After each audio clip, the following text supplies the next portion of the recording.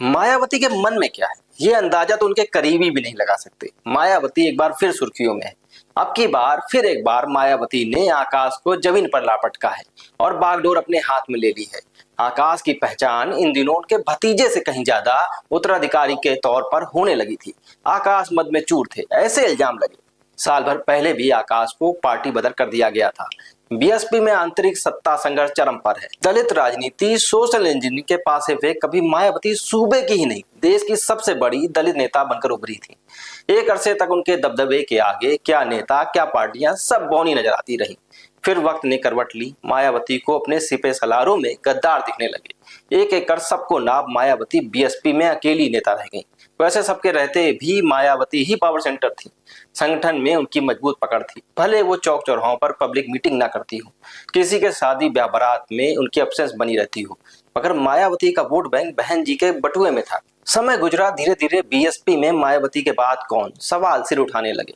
जवाब में आकाश आनंद को मायावती ने आशीर्वाद देकर उन्हें खुद से आगे बढ़ाया। तब ऐसा क्या हुआ जिसने मायावती को फिर अपने फैसले को पलटने पर मजबूर कर दिया। नमस्कार, मैं अनुराग त्रिपाठी। आज टटोलते हैं नब्ज बीएसपी की। लंदन से एमबीए करने वाले आकाश के प्रति पार्टी में आस्था दिखने लगी थी, मगर उनके युवा उत्साह, सोशल मीडिया कौशल, आधुनिक विचारों से युवा जाटुओं तक उनकी दूरदर्शी पहुंच और बीजेपी पर उनके तीखे हमलों ने पार्टी में स्थापित व्यवस्था को हिला दिया। कान भरने वालों की न पहले कमी थी न अब है। पार्टी के पुराने नेताओं ने आकाश, उनके ससुर अशोक सिद्धार्थ और उनकी पत्नी प्रज्ञा की तिकड़ी के बढ़ते प्रभाव के बारे में कानाफूसी कर मायावती को डरा दिया। दावा किया गया कि आकाश जल्द ही मायावती को रिप्लेस कर देंगे। नतीजतन भतीजे के प्रति मायावती का भरोसा डगमगाने लगा। फिर आकाश से आनंद छीन लिया गया। उनकी पत्नी प्रज्ञा और ससुर अशोक सिद्धार्थ को भी पार्टी से तल्खी के साथ बाहर का रास्ता दिखा दिया गया। इस डिसीजन के पीछे यूं तो कई वाजिब वजह गिनाई जाती हैं, मगर मायावती के चाणक्य सतीश चंद्र मिश्रा सबसे बड़ी कॉन्स्पिरेसी थ्योरी है। बीएसपी में हुई इस उथल पुथल में सतीश मिश्रा की छिपी हुई भूमिका का अंदाजा आकाश की जगह उनके निष्ठावान रामजी गौतम को नेशनल कोऑर्डिनेटर नियुक्त करने से लगाया जा रहा है। मिश्रा जी मायावती के सबसे करीबी माने जाते हैं।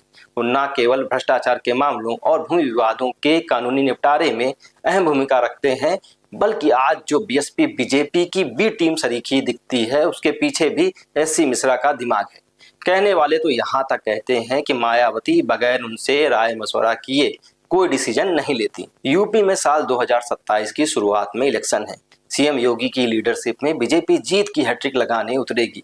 उधर सपा सुप्रीमो अखिलेश यादव जतन में है कि बीजेपी को जीत का स्वाद नहीं चखने देंगे, और मायावती अभी इसी उधेड़बुन में है कि पार्टी के भीतर और बाहर आखिर किस फार्मूले को फूकें कि सांप भी मर जाए और लाठी भी न टूटे।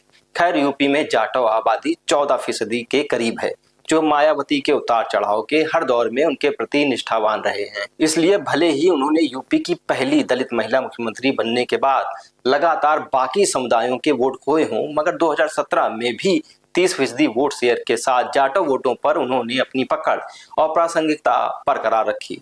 उनके जनाधार में 2024 के लोकसभा चुनाव में सेंध लगती दिखाई दी, जब उनका वोट शेयर गिरकर 9% रह गया। राजनीतिक पंडितों की माने तो युवा आकांक्षी जाटव कांग्रेस का हो लिया। तो अब क्या बीएसपी के अंदर सुगबुगाहट है कि बीएसपी को अपनी धुर विरोधी समाजवादी पार्टी के साथ हो लेना चाहिए? ऐसा संभव है क्या? जवाब हाँ में भी है और ना में भी। सबको याद है कि गेस्ट हाउस कांड के बाद मायावती का जानी दुश्मन कौन बन गया था, लेकिन फिर ये भी याद होगा कि कैसे बुआ और बबुआ एक हो गए थे, कैसे अखिलेश की बेटर हाफ डिंपल भरे मंच पर मायावती का आशीर्वाद लेती दिखी। राजनीति तो संभावनाओं के समीकरण का खेल है। यहाँ एक और एक जुड़कर 2 भी होते हैं और 1 और 11 भी। यूपी में जैसे दोनों पार्टियों का हाल है, वो किसी से छुपा नहीं है। आपसी अदावत का हश्र दिल्ली इलेक्शन में दिख ही चुका है, जहां आम आदमी पार्टी को बीजेपी से ज्यादा कांग्रेस ने वोट काटकर हरवा दी। तो कुल मिलाकर गेंद मायावती के पाले में है। अगर वो जिद छोड़ती हैं तो सारा आकाश उनका, अगर नहीं तो हम भी यही हैं और आप भी यही। देखते जाइए।